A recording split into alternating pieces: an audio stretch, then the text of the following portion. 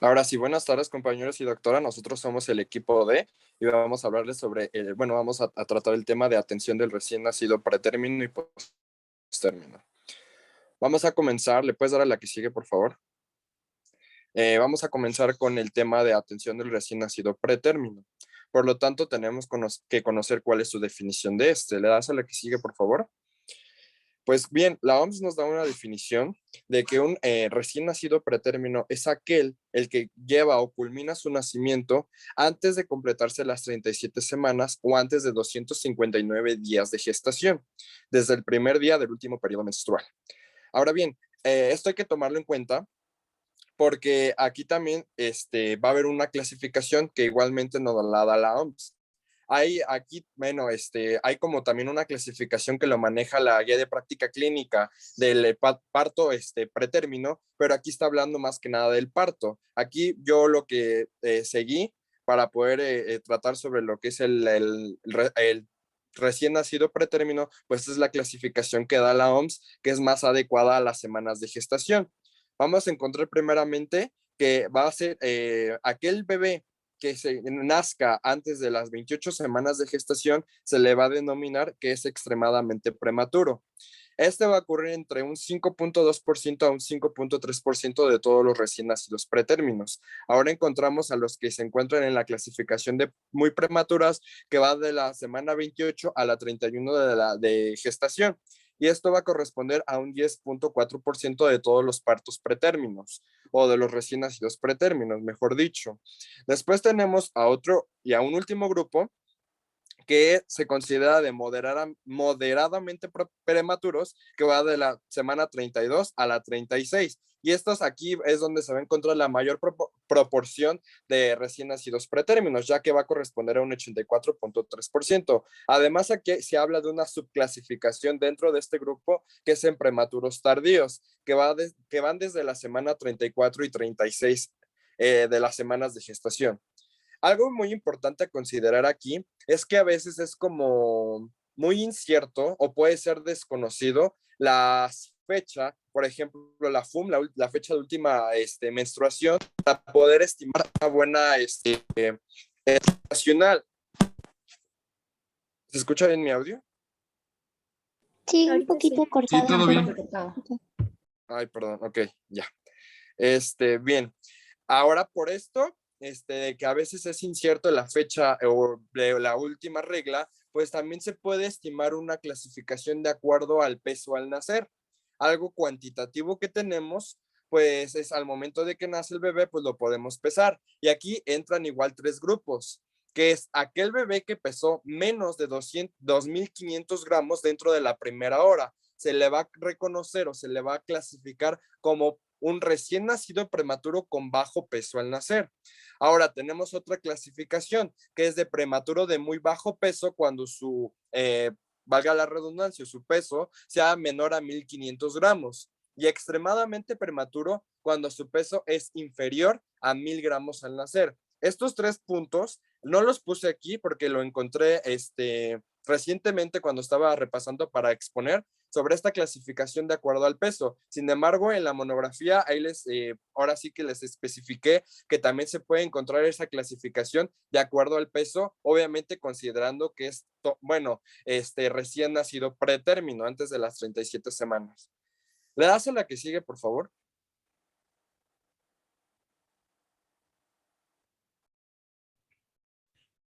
Continuando con su epidemiología, aquí vamos a tener que, en cuanto a los partos pretérminos, la OMS nos dice que al año o a nivel mundial ocurren aproximadamente 15 millones de nacimientos prematuros. Esto representa una tasa de nacimientos prematuros aproximadamente del 5 al 18%. Esto pues va a variar, ¿no? Según el año y los países. Y también los partos prematuros también representan la primera causa de mortalidad neonatal. En este caso, pues es responsable de 1.1 millones de muertes neonatales al año. De estas muertes, el 90% se van a presentar dentro del primer mes de vida. Y de estas muertes que ocurren, que es el 90%, el 98% van a ocurrir en países en vías de desarrollo. De igual forma, vamos a tener que el 90% de los prematuros muy extremos, que en este caso serían los que nacieron menos a 28 semanas de gestación, el 90% de esos prematuros en los países de bajos ingresos van a morir dentro de los primeros días de vida. Mientras que en los países de ingresos altos nada más van a fallecer el 10% con la misma edad de gestación, que sería menos de 28 semanas. Pero en este caso, aproximadamente el 60% de los sobrevivientes tienen mayor riesgo de desarrollar discapacidades neurológicas permanentes de importancia.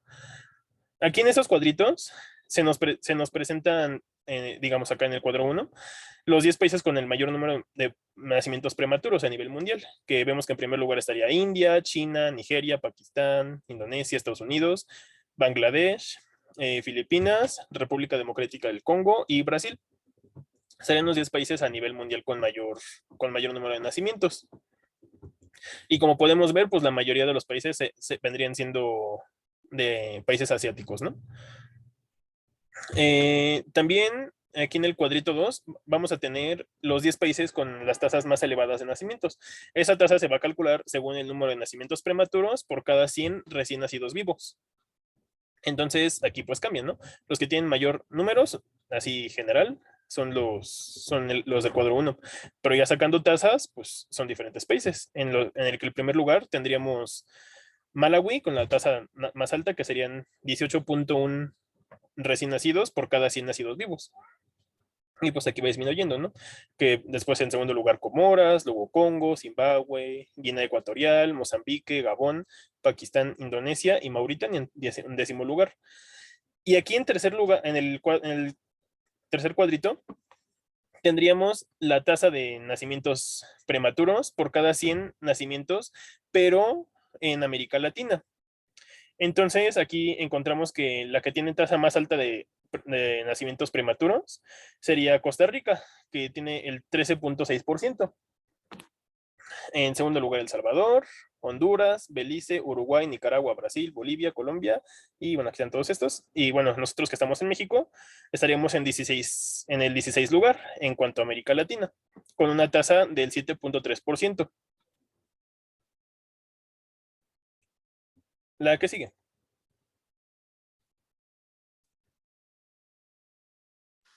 Bien, ahora vamos a hablar de los factores de riesgos que nos puede condicionar un recién nacido pretérmino. Más que nada, esa tableta que les puse aquí es de la guía de práctica clínica, pero de parto pretérmino. Por lo tanto, una de las causas, vamos a verlo ahorita en su etiopatogenia, es tanto el parto pretérmino por una infección de vías urinarias principalmente o vaginal, o también por la ruptura temprana de membranas. Por lo tanto, vamos a tener que tomar dos criterios o clasificar estos factores de riesgo de acuerdo a riesgo bajo y a riesgo alto. Vamos a encontrar de los puntos en riesgo bajo aquellos que tengan estos, que es la raza africana o afrocaribeña, peso bajo materno, obesidad materna, enfermedad periodontal.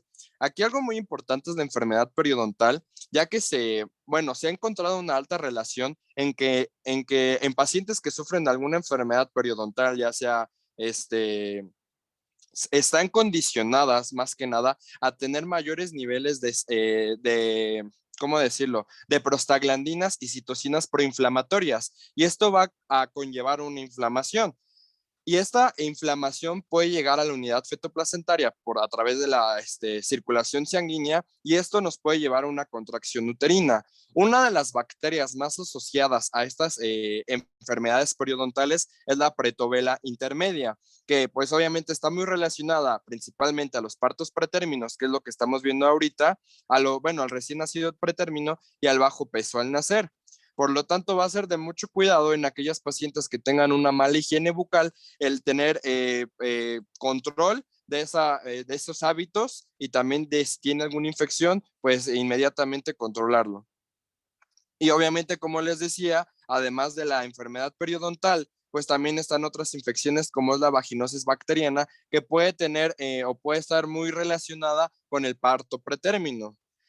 También el tabaquismo, el sangrado transvaginal el segundo trimestre, embarazo con técnica de reproducción asistida, miomatosis uterina submucosa o periodo intergenésico menor a 18 meses. Es decir, cuánto pasó desde tu primer parto hasta tu segundo, en caso de que haya sido un parto o una cesárea. Bueno, más que nada hace referencia a la gestación, mejor dicho. Después en otro punto, bueno, en otro apartado, tenemos a los factores de riesgo alto.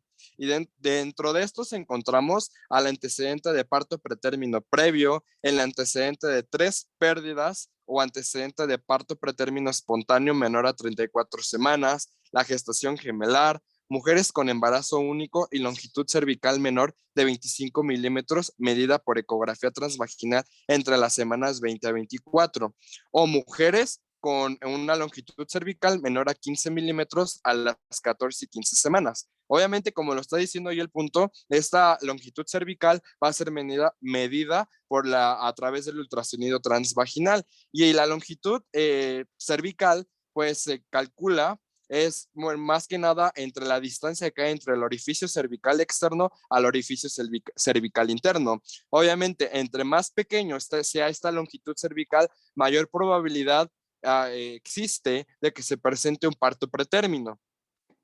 Por lo tanto, aquí hay que considerar más que nada que una longitud cervical mayor a 25 milímetros, pues es adecuada y no está en tanta relación a que nos pueda conllevar a un parto pretérmino. Aquí hay otras como clasificaciones, bueno, no clasificaciones, sino como parámetros que nos dicen de acuerdo a las semanas de gestación, cómo estaría en qué longitud la longitud cervical, perdón. Por ejemplo, nos dicen que a las 20 semanas, generalmente, pues puede estar en la longitud cervical entre 40 milímetros, en las 25 semanas en 37 milímetros y a las 30 semanas 35 milímetros. Aquí lo que más importa es de que se debe mantener una longitud cervical mayor a 25 milímetros para que esto, como les decía, no esté en relación a que nos pueda aumentar la probabilidad de desarrollar un parto pretérmino.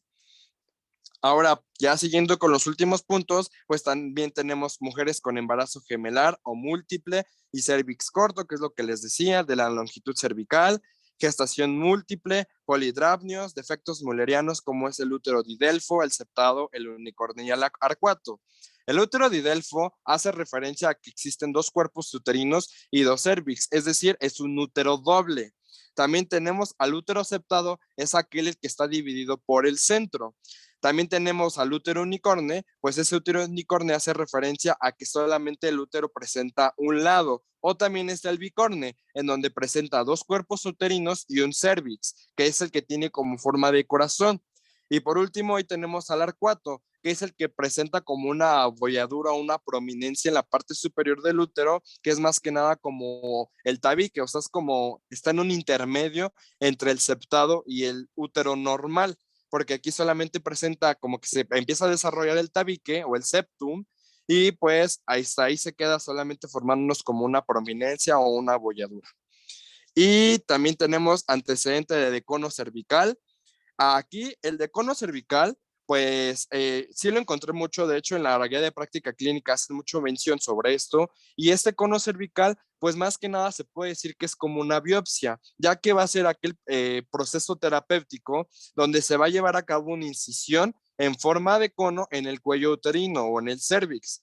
Esto nos va a ayudar, bueno, las indicaciones de este cono cervical más que nada es cuando se cree que hay un cáncer ahí o una lesión maligna, más que nada. Y pues obviamente el último punto de los de riesgo alto es que presente más de 2 factores de riesgo bajo.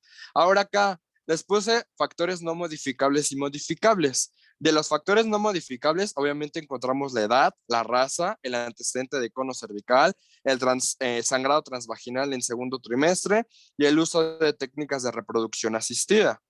Después, en factores modificables, el índice de masa corporal, el que tenga un adecuado peso de acuerdo a su estatura, que no fume o que no tenga más que nada ninguna toxicomanía, sin embargo, la que más se señala es el tabaco, y buscar la enfermedad periodontal. Y en estos factores modificables es en el que nosotros debemos como médicos tomar más control del peso, de que no fume y de que tenga una adecuada higiene, no solamente bucal, sino de todo el cuerpo. Y ya, le das a la que sigue, por favor.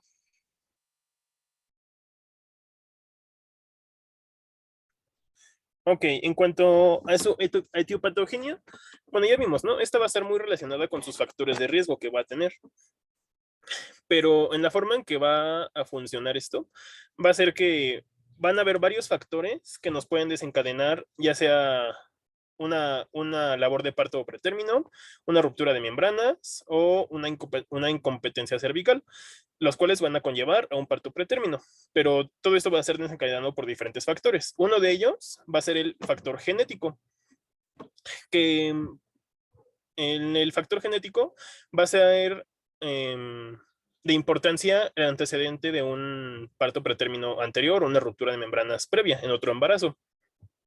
Porque esto puede, o sea, ya puede estar el problema desde genético y lo puede volver a ocasionar. De igual forma, el estrés de la madre, ya sea que lo puede tener genético, o sea, de que ya tenga estrés crónico de manera genética, o que sea estrés crónico, ya sea por el ambiente, el entorno en el que se desarrolla la madre, también puede desencadenar un parto pretérmino. ¿Esto por qué? Porque el estrés va a haber una disminución de los niveles de progesterona, y esos niveles de progesterona pueden ocasionar que haya un aumento de los receptores TOL4, que es que estos, si hay una infección, que también puede ser otro de los factores de riesgo, una infección. Si tenemos estrés que va a disminuir la progesterona en una infección, va a haber un aumento de los receptores TOL4, que esto nos va a hacer que haya una tormenta de citocinas, una cascada de citocinas, en donde va a haber una elevación del factor de necrosis tumoral, aumento de interleucina 6, de interleucina 8 y de otras citocinas. Lo cual todo esto va a hacer que haya una activación de la decidua. Y bueno, pues ya sabemos, ¿no? Se va a desencadenar un trabajo de parto pretérmino. Y pues también puede hacer que haya una ruptura prematura de membranas o una incompetencia cervical, lo cual nos va a terminar llevando a un parto prematuro. Entonces, bueno, en resumen, lo que nos puede propiciar esto, ya sea que pueda ser genético, estrés materno, una infección, que es algo muy importante, y una insuficiencia uteroplacentaria, que va a desencadenar todo esto hasta llevarnos a un parto pretérmino. Así se los puse así como más resumido, muy fácil, porque eso ya lo vimos el semestre pasado y no es de tanta importancia aquí. La que sigue.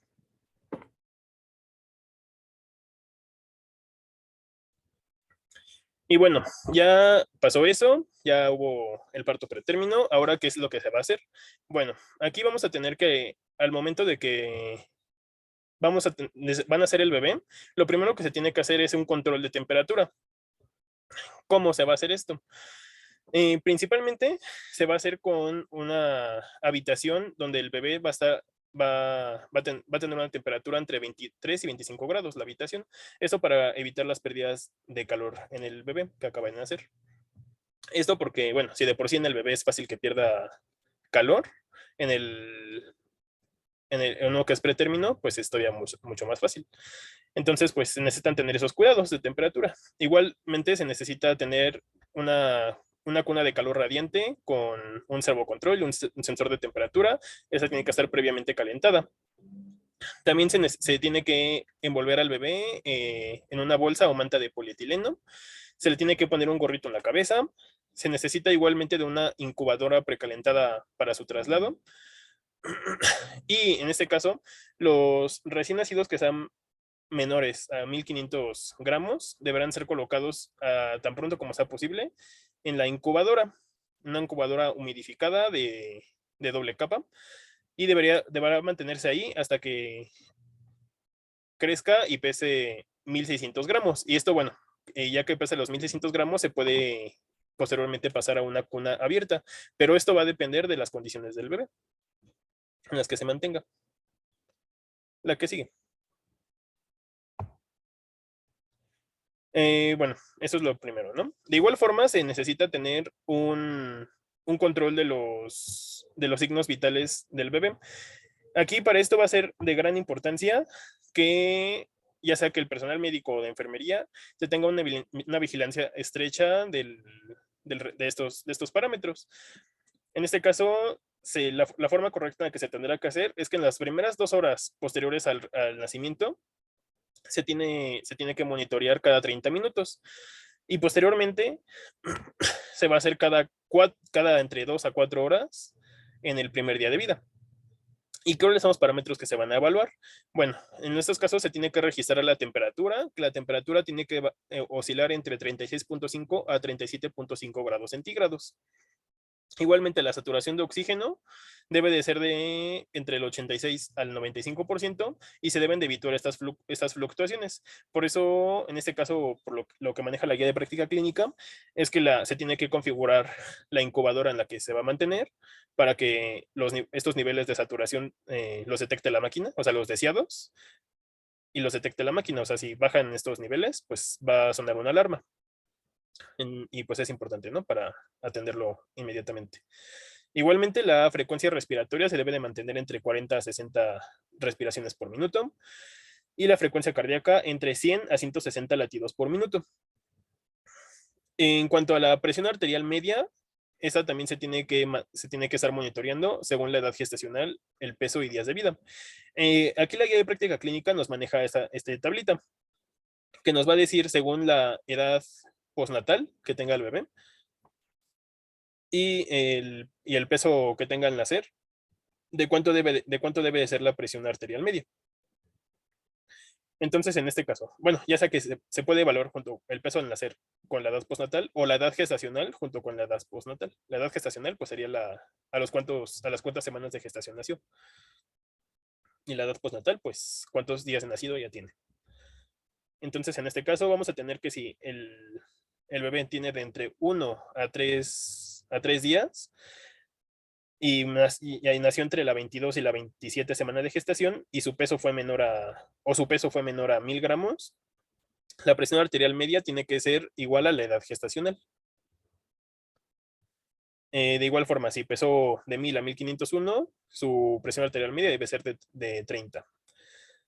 Y si es de 1500 a 2500, de 35. Y si es mayor a 2500 o mayor a 37 semanas, pues debe de ser de 40. Aquí en cuanto a la presión arterial media, nos dice que si es menor a estos valores, estaremos hablando de una hipotensión en el recién nacido. Y bueno, aquí también tenemos, ¿no? Según la edad postnatal, si es de 4 a 7 días y nació entre la 23 y la 27 semanas o pesó menos de 1000, pues debe de ser de 30. Si es menor a 30, pues es una hipotensión del recién nacido. Y pues aquí está toda la tablita, ¿no? Normalmente tiene que, según cuánto haya pesado, tiene que oscilar ya sea entre 30 hasta 50, ¿no? Aquí como se puede ver. Y según la edad que tenga. La que sigue.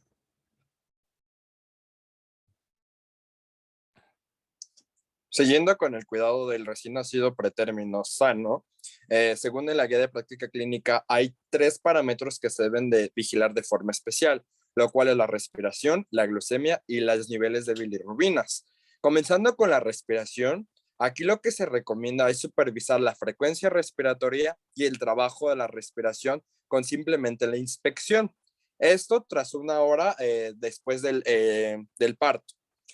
¿Vale? Entonces aquí lo que se recomienda hacer es observar que la frecuencia respiratoria oscile entre 40 a 60 respiraciones por minuto y que no tenga ningún síntoma o signo de dificultad respiratoria. ¿Por qué? O bueno, más que nada, ¿cuáles son estos datos de dificultad respiratoria? Pues que presente cianosis o que presente apnea, que la apnea es definida como la cese de la respiración por más de 20 segundos. Esto, aquí si se están presentando estos datos de dificultad respiratoria, se procederá a usar el oxímetro.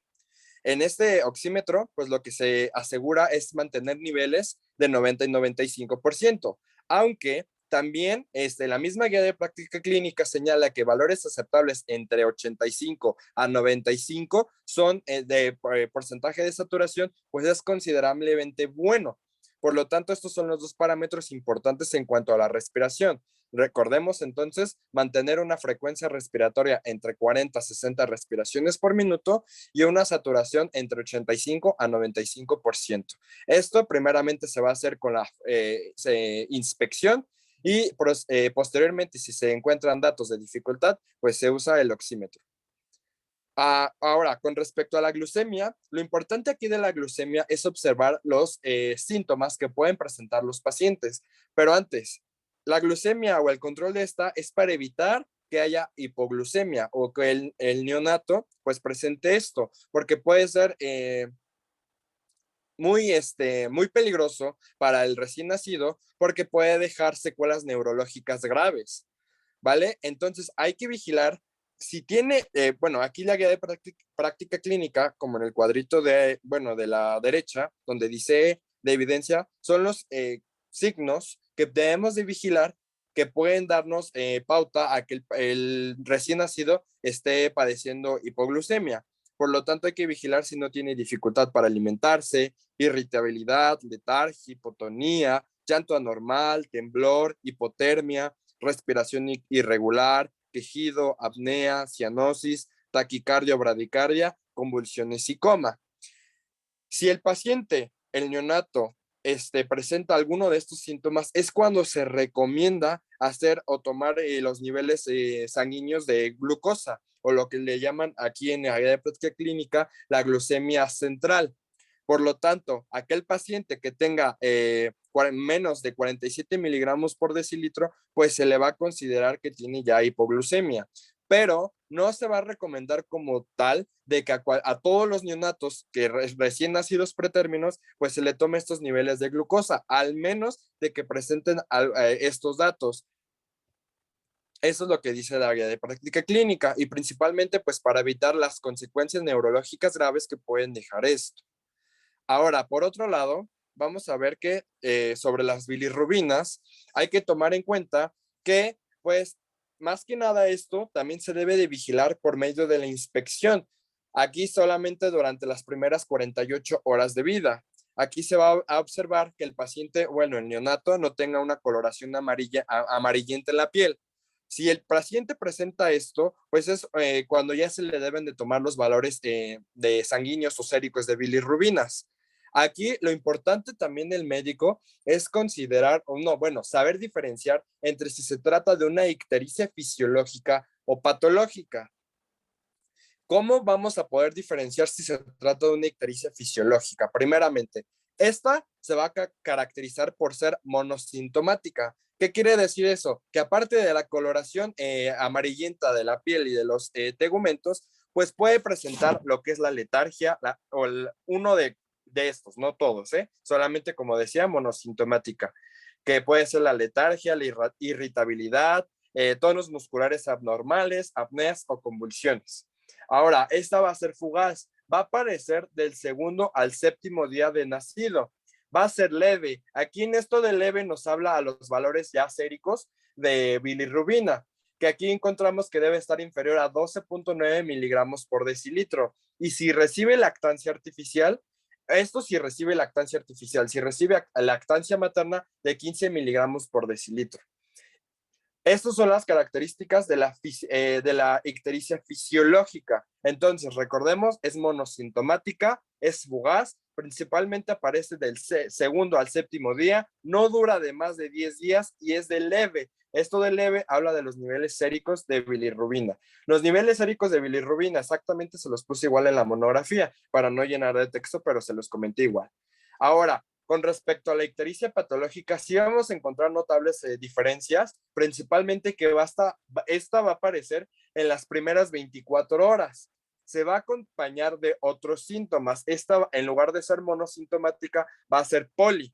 Y aquí, de los que ya les comenté, que es la letargia, la irritabilidad, los tonos musculares anormales, las apneas o las convulsiones, pues puede presentar más de dos.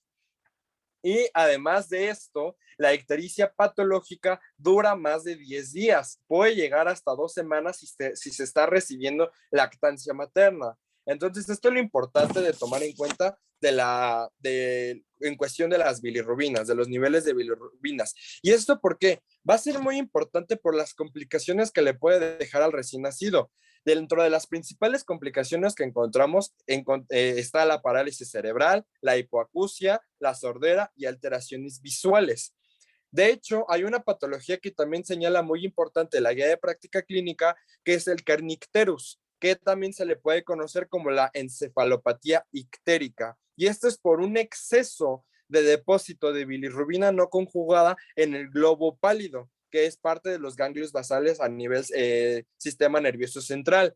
Y el globo pálido va a ser, bueno, va a tener la función de controlar los movimientos voluntarios. Entonces, pues puede llevarnos a lo que sería una parálisis cerebral o también a diferentes alteraciones que nosotros controlamos con respecto a los movimientos voluntarios.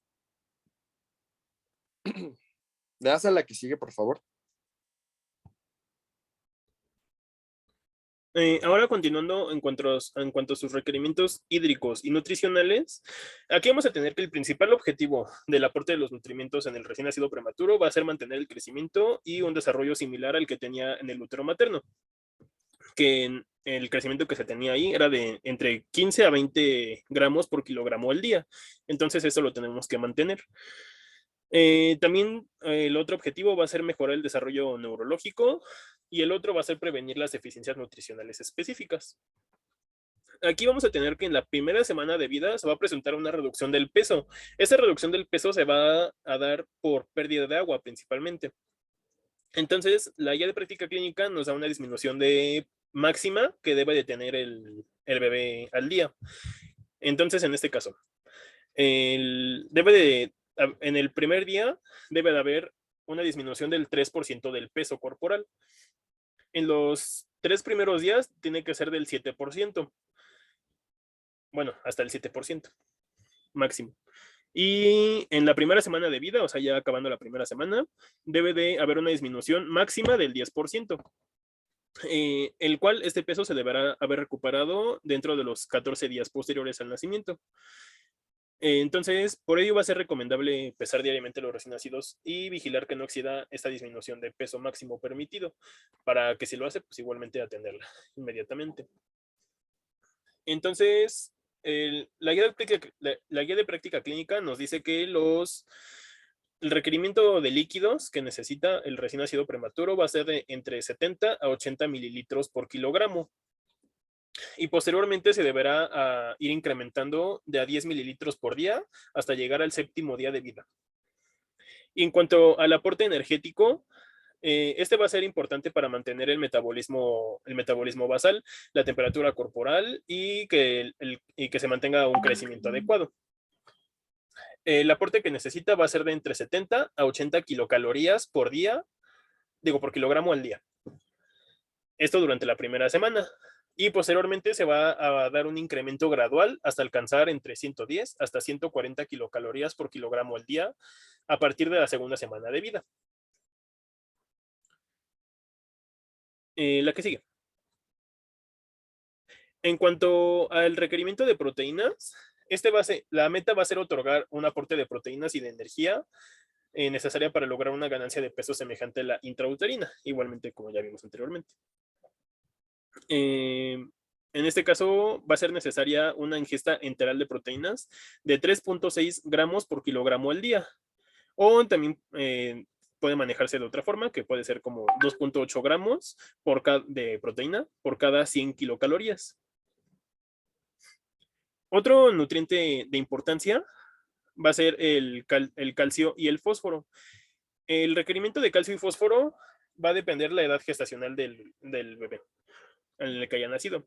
En este caso, en los bebés prematuros, que la guía de práctica clínica maneja de entre 29 a 33 semanas de gestación, se deben de suplementar con entre 120 a 160 miligramos por kilogramo de calcio y de 60 a 90 miligramos por kilogramo de fósforo.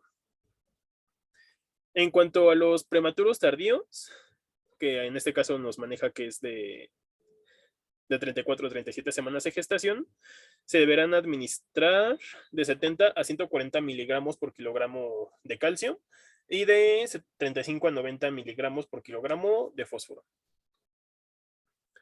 De igual forma, aquí se va a administrar magnesio, aunque bueno, no es necesario administrarlo porque se menciona que con el uso de o sea, con la lactancia materna o con alguna fórmula láctea, bueno, que sea especial para recién nacidos prematuros, el bebé tiene suficiente magnesio pues, para continuar con su crecimiento adecuado.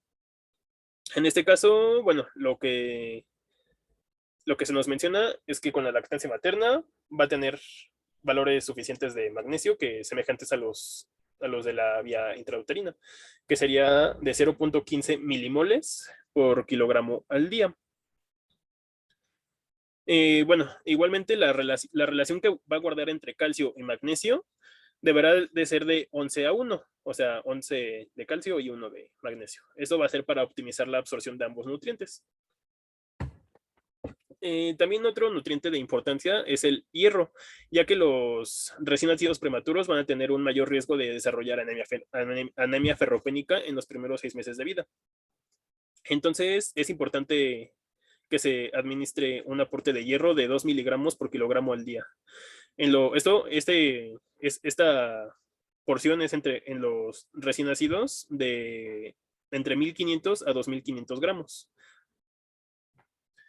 Igualmente, se tiene que iniciar suplementación con hierro cuando el volumen de leche materna sea menor a 100 mililitros por kilogramo al día. Y esa suplementación, pues es recomendable mantenerla hasta los 6 o incluso hasta los 12 meses posteriores al nacimiento.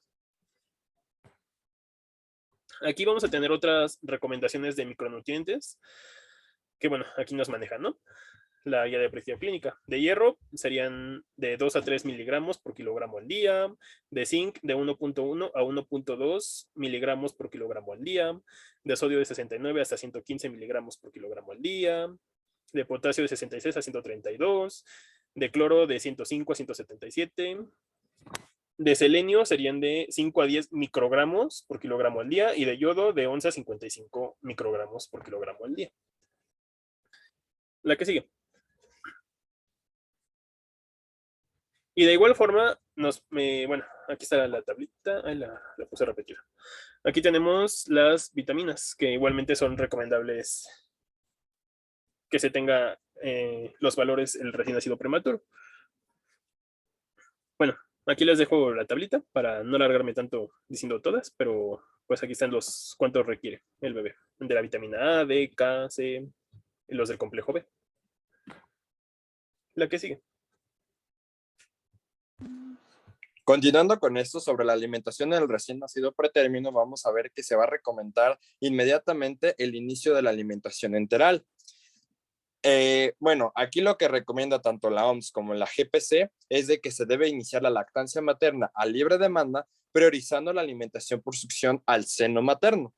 Esto para que puedan recibir todos los niños el calostro de su propia madre, como lo dice la diapositiva, por lo menos 0.3 mililitros cada 3 horas en las primeras 48 horas de vida.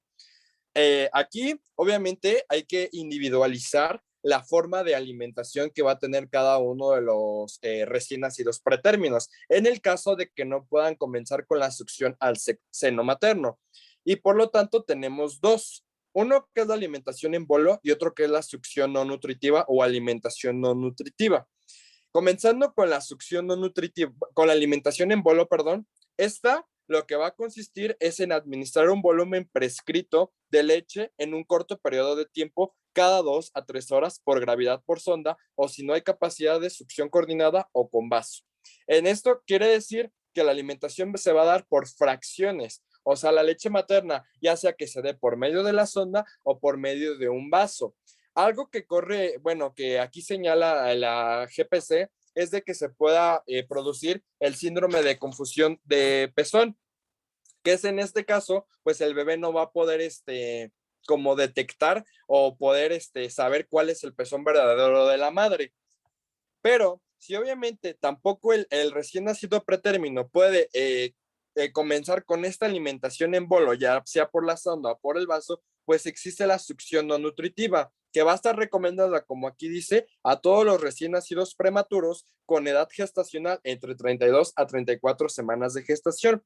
Y esto solamente va a ser como para practicar la forma bueno, aquí como dice, la capacidad de coordinar la succión, la deglución y la respiración, que son las 3 características que debe de tener el recién nacido para que pueda comenzar ya con la alimentación enteral o de la succión al seno materno, que es que sepa succionar, que sepa deglutir y sepa respirar al mismo tiempo, coordinando todo eso.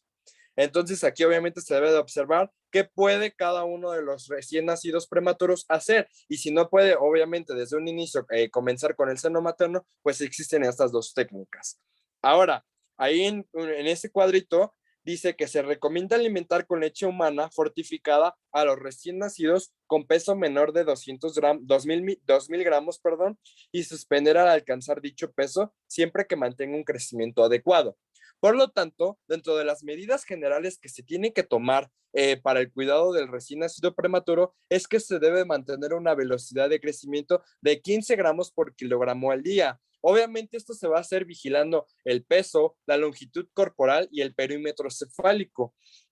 El contenido que tiene, bueno, esto que se le llama leche humana fortificada, pues principalmente es porque contiene todos los nutrientes que necesita el recién nacido para alcanzar un peso adecuado de acuerdo a su edad. Esto lo que contiene, pues principalmente es leche descremada, concentrado de proteína de suero de leche, sólidos de jarabe de maíz, muchos minerales y muchas vitaminas. Dentro de los minerales, pues encontramos el calcio, el potasio, el magnesio, el zinc, el sulfato ferroso, el sulfato cúprico, el manganeso. Dentro de las vitaminas encontramos el ácido ascórbico, la vitamina A, la riboflavina, el clorhidrato de tiamina. O sea, son demasiadas. Lo que aquí debemos de considerar es la cantidad de nutrientes que tiene esta leche humana fortificada y a quién se le debe recomendar. Entonces no olvidemos que va a ser aquellos recién nacidos prematuros con menor peso, con peso menor a 2000 gramos. Le das a la que sigue, por favor. Bueno, antes. Ahí mismo en esa diapositiva, en esa imagen del lado derecho, bueno, esta, no sé si ven que marqué la pantalla. Bueno, sí. Esa que está de color amarillo, ahí esa es la posición en canguro, que esta se recomienda, esta posición en la que el bebé, el recién nacido, va a estar en posición vertical, va a estar pecho a pecho con la madre y también va a tener un contacto visual madre e hijo. Esta va a ser como una técnica para poder también, aparte de pues tener como una mayor comunicación con la madre, una mayor relación entre la madre y el recién nacido y su bebé, pues también que se pueda llevar a cabo la lactancia enteral. Y esto porque nos va a ayudar a disminuir la estancia hospitalaria y también nos va a garantizar un adecuado crecimiento y desarrollo. Entonces aquí estamos viendo la técnica. El bebé se pone en posición vertical, pecho a pecho, y pues esto se recomienda hacerlo 60 minutos por sesión. Le das a la que sigue ahora sí, por favor. Bien, ahora vamos con las medidas generales en el recién nacido. Aparte de lo que les decía, el control del peso, bueno, de la velocidad de crecimiento, pues encontramos también la profilaxis oftálmica. ¿Por qué se va a hacer esta profilaxis oftálmica? Pues esto se va a hacer para reducir la incidencia de oftalmia gonocócica y ceguera en el recién nacido. Principalmente, 2 de las bacterias implicadas en la oftalmia pues es la Neisseria gonorrhoeae y la Chlamydia trachomatis. Por lo tanto, aquí se recomienda, antes que eso, hay que tomar en cuenta los periodos de incubación de estas 2 bacterias. La de gonorrea es de 9 días y la de clamidia es de 3 a 4 días. Por lo tanto, aquí lo que permite la guía de práctica clínica es que la profilaxis de oftálmica se haga hasta no más de 4 horas después de nacido. O aquí lo que señalan es un retraso hasta de 4 horas. Aquí el tratamiento que se sigue, pues ahí, como dice la guía de práctica clínica, en que se puede recomendar la administración de eritromicina al 0.5% o alguna tetraciclina al 1% en caso de disponibilidad. Sin embargo, dentro de la terapéutica que maneja el IMSS, pues solamente se encuentra el cloranfenicol oftálmico, ya sea en ungüento o en gotas. Entonces, esto es lo que se puede recomendar si se está indicando a partir de la terapia que se encuentra en el IMSS. Y obviamente la profilaxis oftálmica va a estar recomendada en todo recién nacido prematuro. Aquí esto es con respecto a la profilaxis oftálmica. Ahora nos vamos a la administración de la vitamina K, que es la que está ahí al ladito. Que esto de la vitamina K, pues principalmente se va a hacer para evitar lo que es la enfermedad hemorrágica del recién nacido por déficit de vitamina K. ¿Pero qué es esta enfermedad hemorrágica del recién nacido? Bien, va a ser una coagulopatía adquirida secundaria a la deficiencia de los factores de la coagulación dependientes de la vitamina K. Y estos factores de la coagulación dependientes de la vitamina K, pues es el 2, el 7, el 9 y el 10. ¿Vale? Entonces, simplemente se va a hacer esto de administrar vitamina K intramuscular 0.5 miligramos por dosis única en recién nacidos con menor a 34 semanas de gestación o 1 miligramo igual a una dosis única en recién nacidos prematuros mayor o igual a 34 semanas de gestación. Y esto para evitar la enfermedad hemorrágica del recién nacido. Ahí están las recomendaciones y las dosis que se deben de seguir. Siguiendo ahora con la administración de hierro, pues aquí lo que señala la GPC es alcanzar un aporte enteral mínimo de 100 microgramos al día y alcanzar hasta los 6 a 12 meses de acuerdo a la condición clínica del recién nacido prematuro. Mililitros por kilogramo al día, perdón.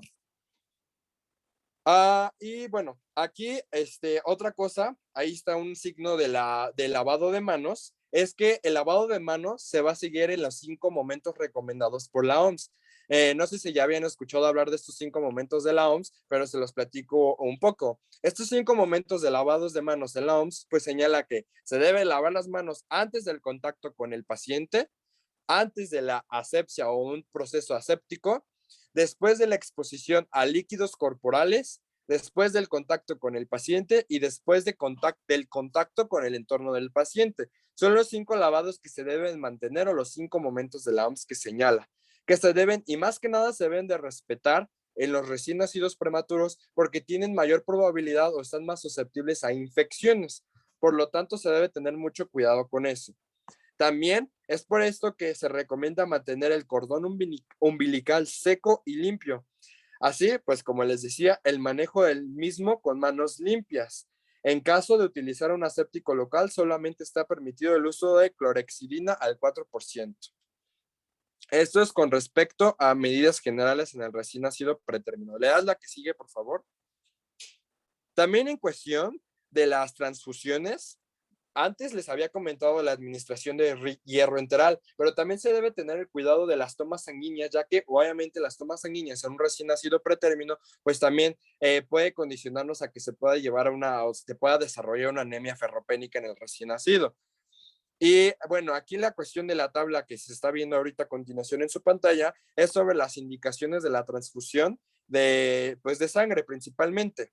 Aquí obviamente son diferentes criterios. Esto para no hacerlo muy largo se los dejo ahí en cuenta. Sin embargo, la guía de práctica clínica lo que dice que debemos de tomar en cuenta es que si se va a hacer la toma de muestra de sangre para, una biometría hemática para evaluar el hematocrito y además, de acuerdo a la presentación, a los signos o síntomas que tenga el recién nacido, pues obviamente es cuando se va a poder indicar la transfusión de sangre y tenemos que seguir estos criterios. Y bueno, aquí está un huesito en la imagen de su derecha y eso va a hacer referencia a que también debemos de descartar la enfermedad ósea metabólica. ¿Y cómo vamos a descartar esa enfermedad ósea metabólica? Principalmente en aquellos recién nacidos que pesen menos de 1,500 gramos al nacer, ¿vale?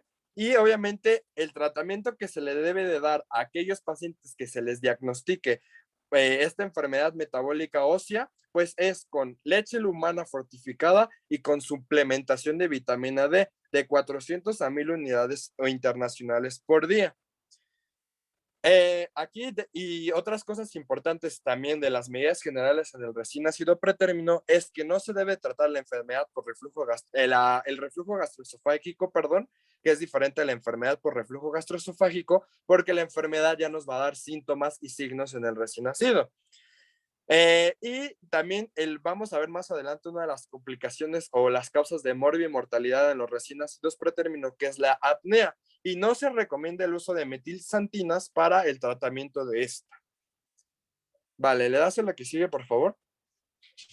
Aquí, comenzando con el tamizaje, vamos a ver que aquí el IMSS señala que se debe de hacer tamizaje a todos los recién nacidos siguiendo la norma 034, donde aquí el IMSS va a poder diagnosticar en su tamiz seis enfermedades que serían el hipotiroidismo congénito primario, la hiperplasia suprarrenal, la fetinilcetonuria, perdón, el déficit de biotinidasa, el hipotiroidismo congénito central y la fibrosis quística. Sin embargo, lo que debemos centrarnos en el recién nacido pretérmino son en el tamizaje visual, en el auditivo, en el cardiológico y en el neurológico. Comenzando con el tamiz visual, aquí lo que se pretende hacer es diagnosticar de forma temprana si existe o el recién nacido pretérmino presenta la retinopatía del prematuro. Y aquí este tamiz visual va a estar recomendado en todos los recién nacidos pretérminos menores a 34 semanas de gestación o con un peso menor a 1,750 gramos. O también en aquellos recién nacidos prematuros mayor a 34 semanas con un peso mayor a 1,750 gramos, pero que hayan recibido oxígeno suplementario. Luego nos vamos con el tamiz auditivo, que también va a estar recomendado en todos los recién nacidos pretérminos, y esto porque se señala dentro de la incidencia o de los porcentajes que puedan presentar en que aproximadamente el 11% de los que nacieron, de los niños que nacieron prematuros, pues pueden desarrollar algún problema auditivo, ya que en frecuencia de 0 a 4 años es donde de la edad de los niños es donde se encuentran los mayores problemas auditivos. Y bueno, ahí lo que dice la guía de práctica clínica es que este tamiz se debe de realizar a todos los recién nacidos pretérminos a las 34 semanas de gestación y antes de los 3 meses de vida. Y bueno, de acuerdo al tamiz cardiológico, lo único que señala GPC es que se sugiere realizar tamiz cardiológico a todos los recién nacidos pretérminos y esto para diagnosticar tempranamente cardiopatías, que las cardiopatías no son tan frecuentes porque aquí lo que señala que es en 1%, entonces, pero también será indispensable hacerse. Después, el tamiz neurológico por medio de un ultrasonido transfrontal. Aquí lo que pretende este tamiz neurológico es diagnosticar de forma temprana si el recién nacido pretérmino puede desarrollar lo que es la hemorragia, una hemorragia intraventricular. Por lo tanto, esta ultrasonido transfrontal se va a recomendar a todos los recién nacidos prematuros menores a 30 semanas de gestación y en los menores de 30 a 34 semanas de gestación que tengan factores de riesgo que puedan relacionarse con una hemorragia intraventricular. Que ahorita vamos a ver también esta hemorragia intraventricular de acuerdo a algunas patologías que pueden estar presentes y que nos pueden aumentar la morbimortalidad del recién nacido pretérmino. Aquí en el cuadrito de abajo solamente nos está hablando de la vacunación, de la hepatitis B, de la vacunación contra la hepatitis B y de la vacuna BCG. Con respecto a la hepatitis B, se señala que se debe administrar a todos los recién nacidos pretérminos, sin importar la edad gestacional que tienen.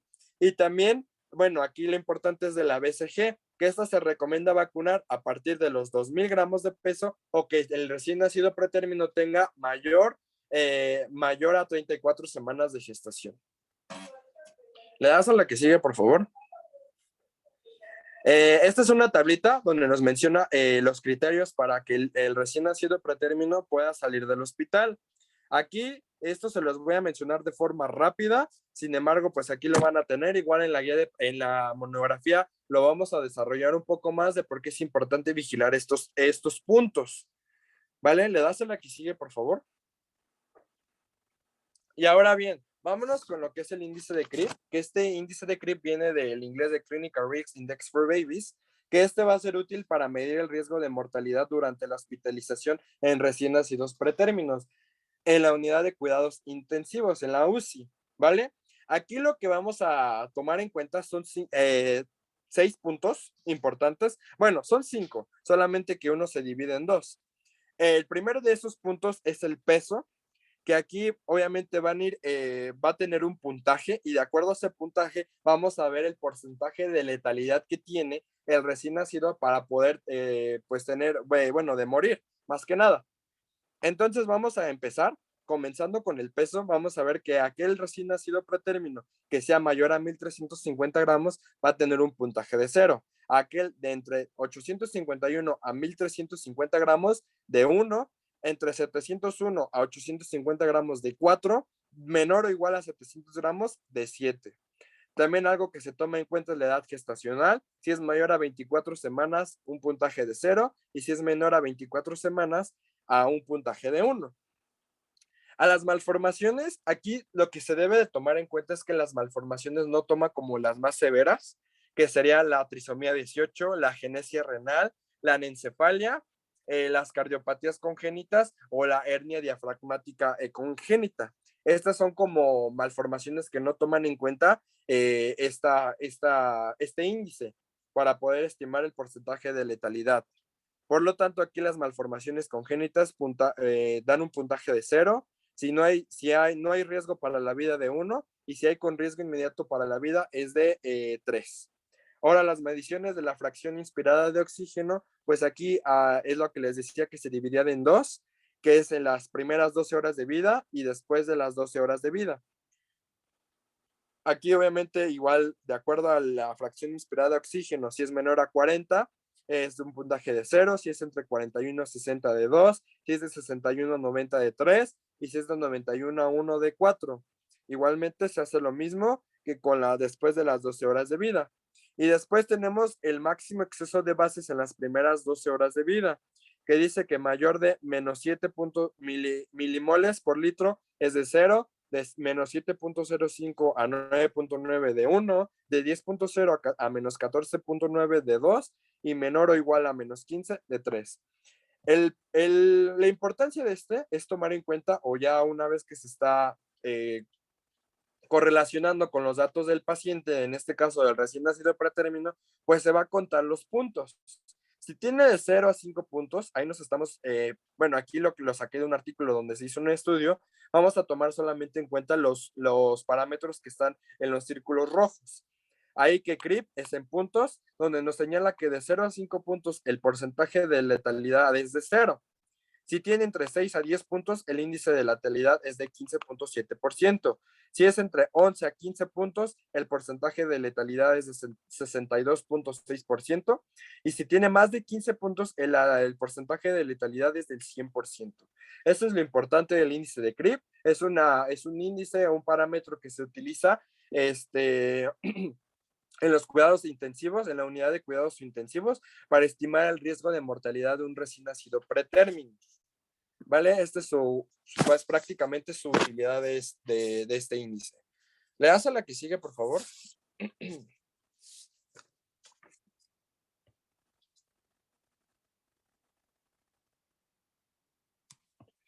Bien, les comentaba anteriormente que vamos a hablar sobre las principales causas de morbimortalidad. Dentro de los que más encontramos son las patologías respiratorias, ya que es la que se relaciona a un mayor índice de mortalidad en el recién nacido pretérmino, ya que aquí va a haber un binomio muy correspondiente o muy significativo entre inmadurez e hipoxia. ¿Por qué se va a dar este binomio? Pues porque va a haber un acortamiento gestacional y esto va a hacer que pues haya una ineficacia en la adaptación respiratoria postnatal tras la supresión de la oxigenación transplacentaria. Aquí, en cuestión de lo que vimos en la clase de la atención del recién nacido a término, pues hay que evaluarlas, hay que seguir utilizando el test de Apgar para o igual estimar la calificación que tiene nuestro recién nacido.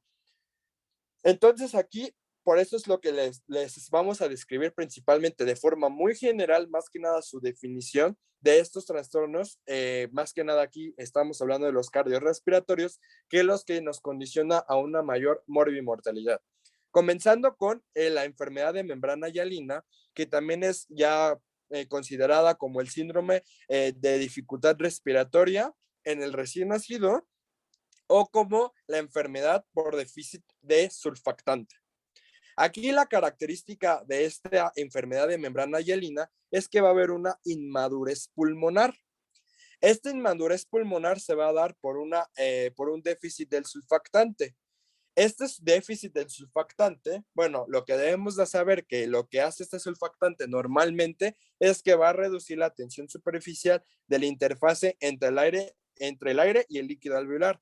Es decir, va a hacer que el pulmón se haga rígido y va a costar más trabajo distenderlo, y esto al momento de que pues, está teniendo trabajo para distenderse, pues va a tener mayor probabilidades de colapsar. Esto es lo que pasaría cuando no existiría este surfactante, que es pues obviamente que el pulmón no pueda distenderse, no puede entrar bien el aire y obviamente pues tiende al colapso y a una falla respiratoria en el recién nacido. Este es un cuadro respiratorio agudo, hay que tomar en cuenta esto porque ahorita vamos a ver otra patología que también, pues no, digamos, no es lo mismo, pero es muy parecida, que será la displasia broncopulmonar, que esta es una enfermedad respiratoria crónica. Pero aquí lo más característico de esta enfermedad de membrana hialina es que hay déficit del surfactante, esto nos va a hacer rígido el pulmón, va a costar distenderlo y va a tender al colapso. Es lo importante de esto.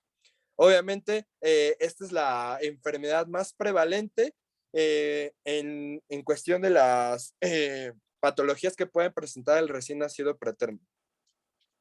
Ahora nos vamos con el ductus arterioso persistente, que si recordamos este ductus arterioso, la función que va a tener es principalmente que debemos de tomar en cuenta que es una estructura vascular que va a conectar a la aorta descendente proximal con la arteria pulmonar, perdón, con la arteria pulmonar, sí.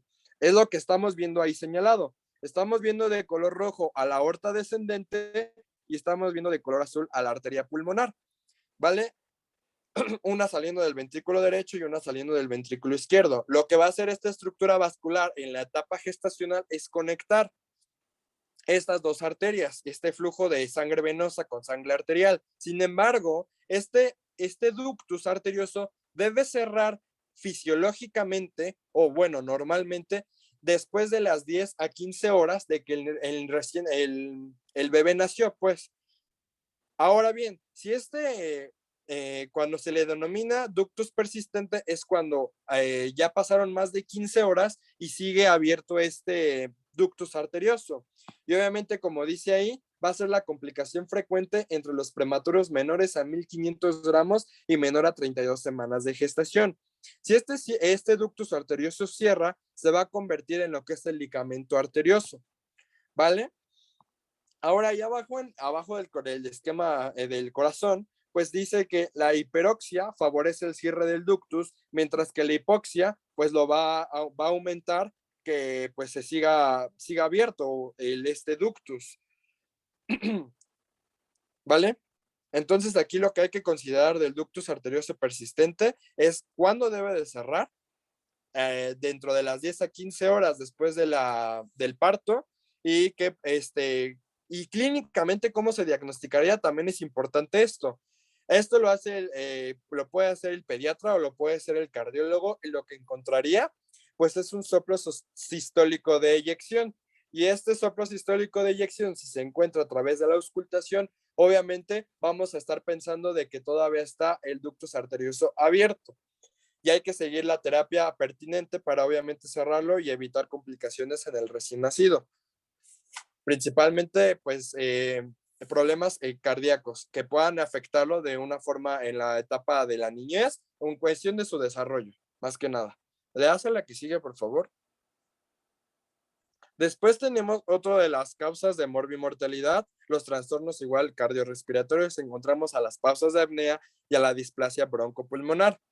Vamos a encontrar que las pausas de apnea, ya se las había platicado, que encontramos como definición de apnea al cese de la respiración mayor a 20 segundos o cese de la respiración menor a 20 segundos en compañía de bradicardia o de saturación de oxígeno. Aquí, pues obviamente esto clínicamente se puede ver a través de la inspección en que el bebé pues le está costando respirar, de que no tiene respiración, y también que puede tener signos como sería la cianosis. Después encontramos, por último, dentro de estos trastornos cardiorrespiratorios y el menos frecuente, pues la displasia broncopulmonar. La displasia broncopulmonar, como les decía, es una enfermedad respiratoria crónica donde se va a caracterizar por una inmadurez de la vía aérea respiratoria y una disminución del crecimiento broncopulmonar. Aquí obviamente el recién nacido pues va a tener la necesidad de usar ventilación mecánica. Entonces, en resumen de estas patologías que les platiqué de trastornos cardiorrespiratorios, en cuestión de frecuencia vamos a encontrar primero la enfermedad de membrana hialina o síndrome de dificultad respiratoria del recién nacido. En segundo lugar, encontramos a las pausas de apnea. Y en tercer lugar, encontramos a la displasia broncopulmonar. ¿Por qué me salté el ductus arterioso? Porque ese no entra dentro de la clasificación de enfermedades respiratorias. Eso es de cardíacas, más que nada. Aquí hay que saber identificar cómo se presentan los pacientes con estas patologías. Algunos no presentan ningún síntoma, como es en el ductus arterioso. Sin embargo, tras la auscultación se puede encontrar el soplo que les comentaba. Y pues nada, le das a la que sigue, por favor.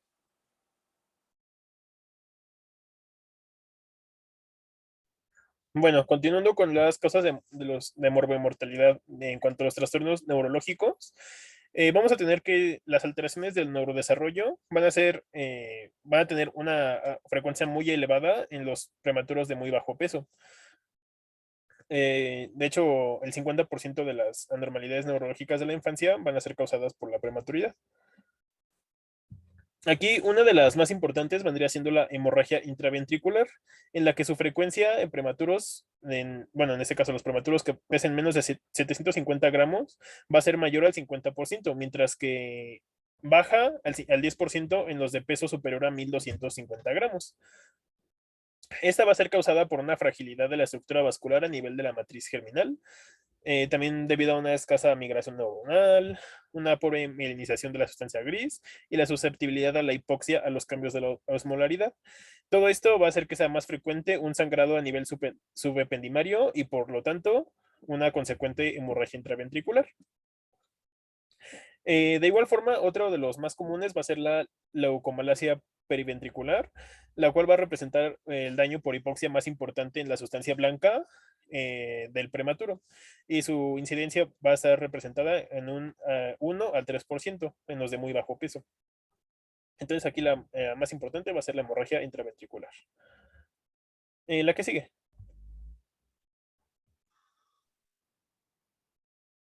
En cuanto a los trastornos digestivos, vamos a tener que la inmadurez va a ser un riesgo muy importante para generar enterocolitis necrotizante. Esta enterocolitis necrotizante va a estar caracterizada por una necrosis de la mucosa o de las capas más profundas del intestino. Esta es la urgencia digestiva más frecuente en los recién nacidos y está caracterizada por presentar intolerancia alimentaria, letargo, inestabilidad térmica, distensión, vómitos biliosos, hematoquesia, apnea y a veces presentan signos de sepsis. Bueno, aquí para evitar los trastornos digestivos, pues es de gran importancia la alimentación que va a tener el recién nacido, que bueno, esta pues ya la vimos anteriormente, ¿no? La que sigue. Ya por último tenemos trastornos oftálmicos, que es la retinopatía del prematuro, que esta va a ser una vascularización centrífuga desde la papila hacia la periferia y a la retina de vasos pues en la retina. Prácticamente aquí, como tenemos otra definición, hay de la retinopatía de la prematuridad, es la afectación neovascular proliferativa de la retina periférica en niños prematuros. Hay un mayor riesgo en recién nacidos prematuros con un peso inferior a 1.300 gramos y con trastornos respiratorios. Como ya les comentaba anteriormente, hay una clasificación de esta retinopatía de la prematuridad en etapa 1 a 5, donde se evalúa si hay desprendimiento también de retina o si solamente hay afectación solamente de la retina, si hay un desprendimiento parcial o si hay un desprendimiento completo de la retina. ¿Me hace la que sigue, por favor? Y aquí es donde acabamos lo del recién nacido pretérmino. Bueno, y ahora vamos a continuar con la atención del recién nacido post-término. Esta va a ser un poquito más cortita porque no tiene tantas complicaciones como los recién nacidos pretérmino, y aparte de que no son tan comunes. Y muchos de estos cuidados los comparte con la atención del recién nacido a término. Entonces, pues como ya la vimos, pues vamos a puntuar nada más unas cositas de los recién nacidos postérminos. Entonces, vamos a empezar con la definición. ¿Qué es un recién nacido postérmino? Se va a definir a este como como un recién nacido postérmino cuando cumple 42 o más semanas completas de gestación, es decir, mayor o igual a 294 días. Y esto, no hay muchas cifras de epidemiología, ya que les digo que no es tan común como los nacimientos prematuros, pero se estima que hay una incidencia entre el 7 y el 12% de todos los embarazos a nivel mundial. ¿Cuál va a ser como la etiología y los factores de riesgo para que esto ocurra? Bueno, en cuanto a la etiología, se va a desconocer la razón por la cual el producto, el bebé, va a permanecer en el útero durante un periodo superior al que debería de ser, que es de 37 a 40 semanas de gestación. Sin embargo, todas las complicaciones y todas las consecuencias de las que les voy a hablar en un momento va a ser relacionado con algo que se llama insuficiencia placentaria. Y este proceso, a su vez, con esta patología, va a estar relacionado con lo que es el envejecimiento placentario. ¿Qué es el envejecimiento placentario? Va a ser un proceso en el cual después de la semana 38, 39, 40 de gestación, la placenta, por su biología, las células van a comenzar a envejecer, van a perder sus funciones y poco a poco van a dejar de suplir tanto de oxígeno como de nutrimentos al bebé, no completamente, pero van a disminuir de manera significativa.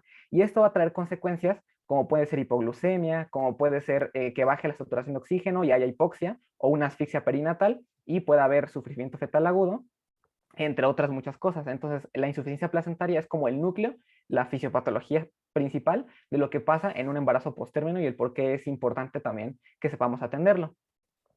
Bueno, para los factores de riesgo para que ocurra un embarazo postérmino, pues están como cualquier regla de ginecología, que si ya pasó una vez, puede volver a pasar. Hay factores de riesgo para que vuelva a pasar. Entonces, si la madre ha tenido uno o más embarazos postérminos previos, es un factor de riesgo importante. Un estado prediabético o diabetes gestacional de la madre, genética y factores hormonales, como por ejemplo que en el árbol genealógico familiar haya habido o se haya tenido historia de algún embarazo postérmino, desproporciones cefalopélvicas, presentaciones anormales, como la más frecuente que es la occipital posterior en estos casos, la atonía uterina o contracciones inadecuadas, en la cual no va a haber pues, el triple gradiente descendente, no va a haber contracciones uterinas, por lo tanto, no va a haber una conducción de trabajo de parto y pues va a haber un embarazo postérmino. Y bueno, con un factor que ahorita les menciono más adelante. También que sean las pacientes primigestas o grandes multigestas, es decir, que tengan más de 3 hijos, por ejemplo, que la madre tenga obesidad, anomalías fetales como anencefalia e hipoplasia suprarrenal, edad materna avanzada o edad de riesgo, oligohidramias y uno que les pongo en negritas, que eso es como el más importante, que es la falta de control prenatal. ¿Por qué? En general, si una paciente embarazada acude a sus citas de control prenatal de manera frecuente y pues que se esté vigilando el embarazo, las instituciones de salud no van a permitir que el embarazo llegue a más de 39, 40 semanas de gestación. Es decir, no se llega a lo que es el embarazo post-término si es que llegase a pasar. A la semana 39 se programa el parto, si no hay ninguna complicación, si hay complicación, pues ya se valora la cesárea y se hace el embarazo a término, bueno, el parto a término. Pero aquellas pacientes que no asistan a ninguna cita de control prenatal, pues son las que tienen más factor de riesgo para que pues pasen 40, 41, 42, más de 42 semanas de gestación y pues ocurran complicaciones como pues del embarazo post-término características, ¿no? Ese es como el factor de riesgo más importante. Y por eso no se tienen tantas estadísticas acerca de esto, porque usualmente no se llega al más de 42 semanas por el control prenatal. Ahora, ¿cuáles van a ser las características o el cuadro clínico para poder identificar a un recién nacido post-término? Bueno, las siguientes que les voy a decir están directamente relacionadas a lo que les platiqué del envejecimiento placentario. Entonces, un recién nacido post-término va a estar caracterizado por tener una talla aumentada, porque pues va a tener más semanas de gestación, va a continuar su crecimiento y pues va a tener una talla aumentada más de lo normal. Va a tener un peso normal o disminuido, ya que, como les dije, va a haber una deficiencia en la nutrición de la placenta, en los pasos de nutrientes hacia el bebé, por lo que va a ocurrir lo siguiente, es que el glucógeno que tiene el bebé va a empezar a consumirse, ya que no tiene los suficientes requerimientos de glucosa y poco a poco va a perder tanto el glucógeno como puede ser también la grasa corporal. Entonces el bebé puede llegar a tener ya sea un peso normal o un peso disminuido. Va a tener cabello abundante, va a tener ausencia del lanugo y disminución o ausencia de la vernis gaseosa, Su piel va a ser delgada, seca y descamada, por lo mismo de que no se está nutriendo suficientemente bien. Va a tener pliegues marcados en palmas y plantas, que de hecho muchos de estos rasgos característicos mi compañera los va a mencionar más adelante en unas escalas que sirven para su diagnóstico. Poco tejido subcutáneo, que es por lo mismo. Una coloración marrón, verdosa o amarillenta, ya sea por ictericia del recién nacido o por, como el oxígeno va a disminuir, puede haber sufrimiento fetal agudo y puede haber síndrome de aspiración de meconio. Entonces puede haber esta coloración marrón o verdosa. Va a tener uñas largas y quebradizas, un mayor estado de alerta con los ojos bien abiertos, que eso es igual muy característico, porque pues es un bebé que ya debería de haber nacido. Y también agrietamiento de la piel a los 2 o 3 días de vida. Bueno, para su diagnóstico vamos a tener varias herramientas. Como sabemos, pues nos sirve mucho la edad gestacional por ultrasonido, pero si la paciente no tuvo un buen control prenatal, como mencionaba mi compañero Rafa, pues va a ser difícil que tengamos o que digamos que sea muy certero pues el diagnóstico. También por fecha de última menstruación, pero si la paciente tampoco, digamos, pues no tuvo un buen control prenatal y además no sabe su fecha certera de última menstruación, pues no va a ser confiable. Entonces, la última de las cosas que pudiéramos hacer es que lo podamos diagnosticar al momento del nacimiento con el test de Capurro, que ya no lo voy a explicar porque ya lo vimos. Solamente recordar que entre más puntaje tenga, pues más edad gestacional va a tener nuestro recién nacido. ¿Le puedes pasar a la siguiente, por favor, Rafa? Y bueno, ya una vez que tengamos nuestro recién nacido, ¿qué vamos a hacer? Pues vamos a clasificarlo. O sea, ya lo diagnosticamos, es recién nacido postmaduro, pero ahora, digamos, cuáles van a ser sus características de acuerdo a su estadio. En el estadio 1 vamos a tener descamación de la piel, uñas largas, cabello largo y abundante, un color blanquecino de la piel y la faz es alerta. Como les mencionaba Rafa, va a tener sus ojitos así abiertos, como espantado. En el estadio 2 van a ser todas las características del estadio 1, sumándole que la piel, el vernix gaseoso, el cordón umbilical y las membranas placentarias van a estar teñidas de meconio, y en esta puede haber asfixia en algunos casos durante el parto. Y en el estadio 3 va a tener las características del estadio 1 y 2, más que las uñas y la piel estén teñidos intensamente de un amarillo brillante y el cordón umbilical teñido de un amarillo verdoso, esto también por el meconio. Y en este caso, en el estadio 3, puede haber un síndrome de aspiración de meconio, que es una de las complicaciones que vamos a abordar más adelante. ¿Le puedes pasar, por favor? Ahora, el manejo durante el parto. Esto va a ser, creo que lo más importante sobre acerca de los bebés o los embarazos postmaduros o que tengan más de 40 semanas de gestación. No, según la literatura, no hay pruebas suficientes para imponer una estrategia de gestión entre las 40 y 42 semanas completas, pero se va a considerar el inicio de la vigilancia fetal ideal a partir de las 41 semanas de gestación. Y además, después de completar las 42 semanas, es una indicación de inducción del parto. ¿Le puedes pasar, Rafa, por favor? Para la vigilancia fetal, el método más utilizado va a ser el perfil biofísico modificado, que va a constar de la prueba sin estrés más la medida del índice de líquido amniótico. Este perfil biofísico modificado va a observar la actividad e integridad biofísica normal del bebé. La prueba sin estrés va a valorar la dinámica fetal en presencia de contracciones maternas, bueno, contracciones uterinas, mediante 2 cinturones en el abdomen. Más adelante las voy a explicar.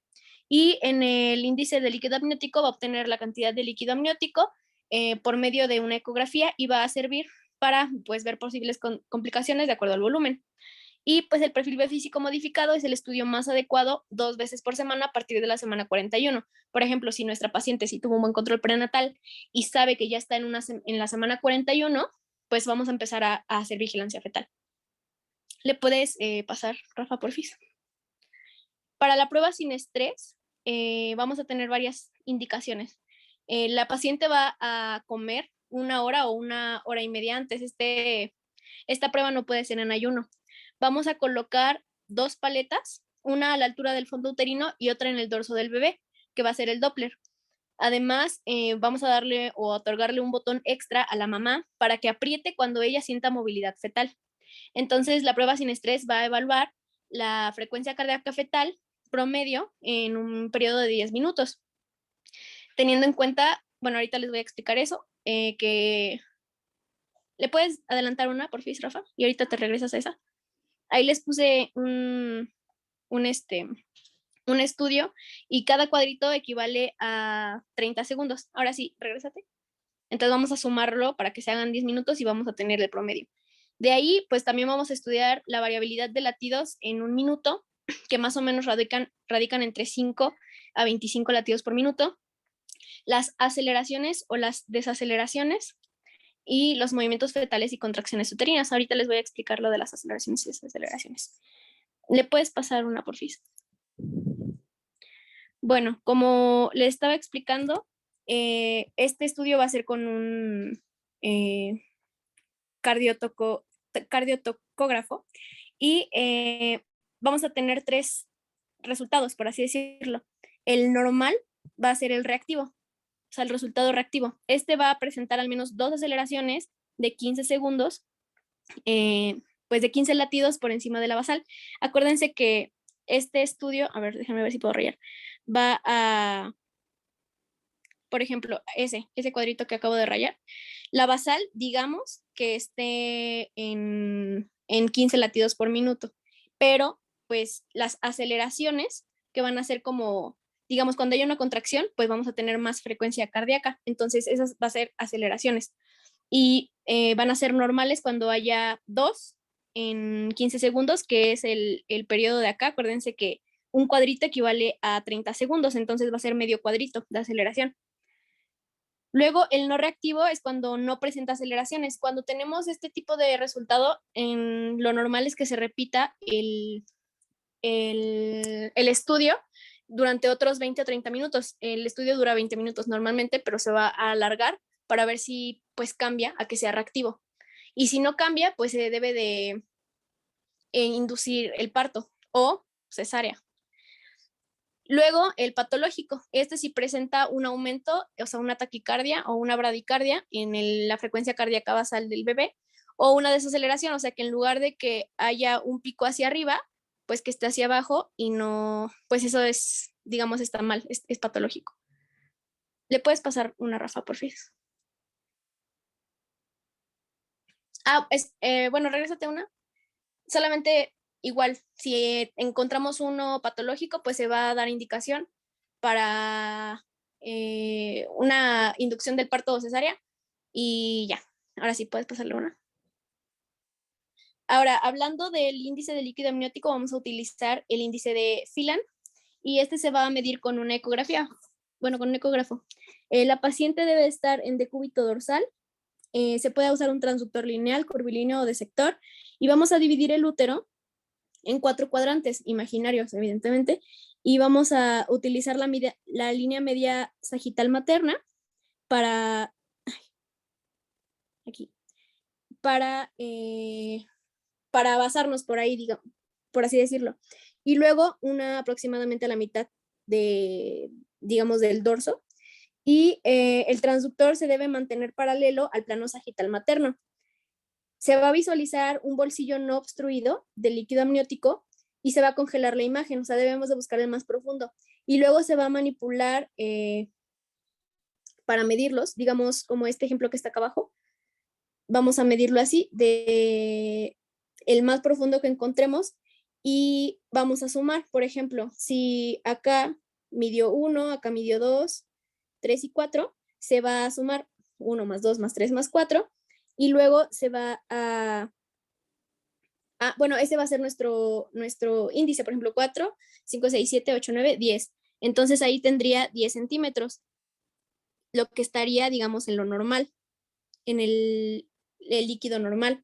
Si tiene menos de 5 a 8 centímetros el índice, va a ser un límite inferior. Si tiene menos, más o menos entre 4 y 5 centímetros, vamos a hablar de un oligohidramnios. Y si tiene más de 25 centímetros, vamos a hablar de un polihidramnios. ¿Le puedes pasar, Rafa, por favor? Entonces, en general, el perfil biofísico modificado va a ser normal si la prueba sin estrés presenta un patrón reactivo y el líquido amniótico es mayor a 5. Y va a ser un resultado anormal si el test sin estrés es no reactivo o patológico y el líquido amniótico es menor a 5, porque hablaríamos de un oligohidramnios. Le puedes pasar otra, por favor.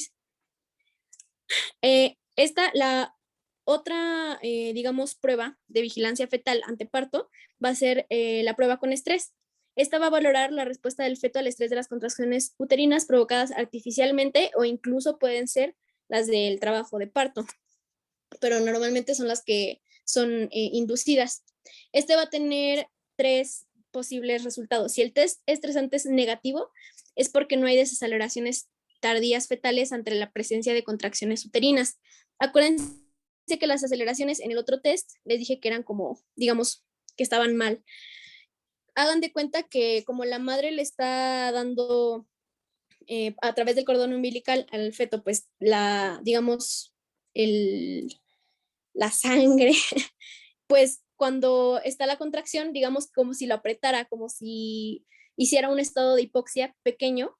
Imagínense una manguera que ustedes la aprietan y se corta, digamos, se corta esa circulación. Entonces, eso provoca una desaceleración, que eso durante las contracciones es normal. Lo que no es normal es que la desaceleración tarde en recuperarse. O sea, normalmente tendríamos que tener una curva para abajo, pero luego que se recupere.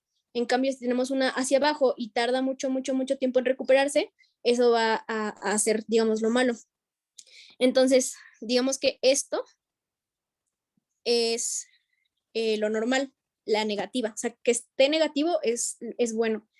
Para que, digamos, si no hay desaceleraciones tardías, o sea, si no se tarda en recuperar, esto es bueno.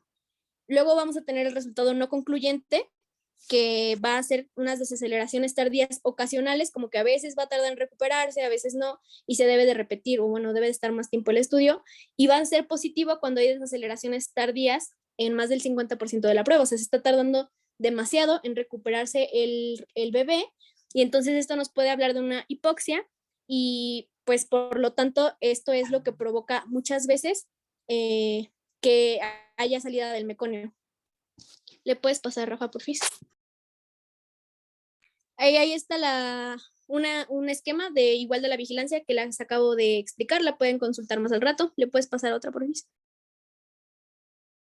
La escala de Bishop, que creo que pues ya lo hemos visto, solamente es para, digamos, establecer el grado de maduración cervical, si es que lo tiene, en mujeres que tienen el cervix idóneo, o por así decirlo, como para determinar si inducimos o conducimos el parto, pero en la mayoría de los casos con bebés o embarazos postmaduros van a ser candidatos a inicio de la maduración cervical con misoprostol o dinoprostona. ¿Le puedes pasar una perfil? Están las dosis que ya vimos, también otro equipo ya las había explicado, entonces las pueden consultar más tarde. Y solamente mencionar que también había una maniobra que se llamaba maniobra de Hamilton, pero esa no muchas veces se realiza porque se trata de romper la membrana para que empiece el trabajo de parto, pero pues esa puede ocasionar muchas infecciones también y pues peligrar. ¿Le puedes pasar a la siguiente, por favor? Y ya por último, pues vamos a hablar de las complicaciones durante y después del parto, que sea postérmino. En cuanto a las complicaciones fetales, pues las primeras 3, síndrome de aspiración de meconio, asfixia perinatal y sufrimiento fetal agudo, pues van de la mano con lo que explicó mi compañera Lili de la caratocografía. Si detectamos algún sufrimiento fetal agudo, pues seguramente puede llegar a haber síndrome de aspiración de meconio y asfixia perinatal. También puede llegar a haber hipoglucemia, por lo que le dije el envejecimiento placentario, trastornos hidroelectrolíticos como la hiponatremia, hiperbilirrubinemia, que es también por eso una característica de que el recién nacido postérmino puede tener una coloración amarillenta, problemas de regulación térmica, macrosomía fetal por ser postérmino, traumatismos durante el parto, como parálisis de Erbs, fracturas y contusiones, policitemia, que es igualmente una respuesta a la hipoxia que hay de manera intrauterina durante el parto, pues que se produzca más glóbulos rojos el bebé y puede llegar a haber pues policitemia, y ya pues la última complicación pues sería la muerte fetal. Y en cuanto a los maternos, los desgarros perineales, ya que el bebé pues va a tener una talla mayor a la que debería ser, y por si llega a haber una desproporción cefalopélvica, que sea lo que está causando el embarazo postérmino, que haya un parto distóxico, que haya infecciones como la coriamnionitis. Bueno, esto va a causar los embarazos postérminos van a causar un aumento en la incidencia de cesáreas, que haya una hemorragia por atonía uterina, si es que por eso es la causa el embarazo postérmino, pues si hay una atonía uterina y llega a haber un parto o una cesárea, ya sabemos que las contracciones ayudan a detener las hemorragias, las contracciones del útero. Entonces, si hay una atonía, pues puede haber riesgo de hemorragia. También infecciones postparto y de herida quirúrgica. Y por último, las hospitalizaciones prolongadas. Y eso sería todo de nuestra exposición. No sé si tengan alguna duda. No, ¿Alguna todo pregunta? bien. No, compañero. Ok, bueno, respecto a el prematuro, la displasia es una complicación del SDR como tal, ¿ok? No es una enfermedad diferente. ¿Qué más? Solamente algunos términos como ultrasonido transfontanelar, no frontal, ¿ok? Son pequeños detalles nada más. Si no tienen ninguna pregunta, pues sería todo. Y nos vemos en la próxima clase. Gracias, hasta luego. Gracias, hasta luego, doctora. Hasta luego.